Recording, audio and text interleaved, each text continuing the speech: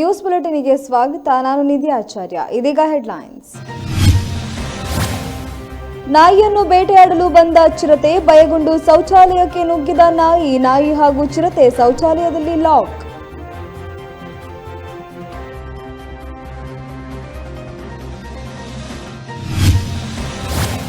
ಧರ್ಮಸ್ಥಳದಲ್ಲಿ ಮನೆ ಮಾಡಿದ ಸಂಭ್ರಮ. ಭಗವಾನ್ ಬಾಹುಬಲಿ ಮೂರ್ತಿಯ ಪ್ರತಿಷ್ಠಾ ಮಹೋತ್ಸವ. ವಿಶೇಷ ಪೂಜೆಗೆ ಸಿದ್ಧವಾದ ಬಾಹುಬಲಿ ಮೂರ್ತಿ.